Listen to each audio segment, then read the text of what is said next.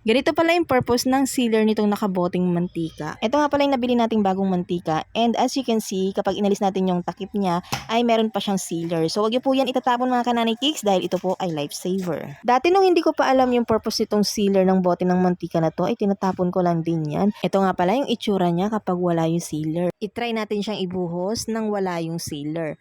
So tingnan natin kung anong difference niya mga kananay cakes. So as you can see, malakas yung daloy ng mantika palabas doon sa bote. So pag minalas ka, kapag natabig mo yan, pag natumba, ay madaming mantika ang matatapon. So sayang. Unlike kapag binalik natin itong sealer niya, tingnan niyo mga kananay cakes, ganito ko lang siya binalik. Tinulak ko lang siya paloob at hindi po yan papasok sa pinakaloob mismo dahil Yung ring ng sealer, yun po ang magsisilbing lock niya para hindi tuluyang pumasok yung sealer doon sa loob ng bote. At ito nga siya kapag meron ng sealer, mga kananay cakes, pag binuhos natin siya, as you can see, kontrolado yung paglabas ng mantika doon sa bote. Unlike nung wala pa yung sealer, di ba, ang lakas ng agos. So dito, kapag matumbang man yung bote, ay hindi ganun karami yung matatapon na mantika.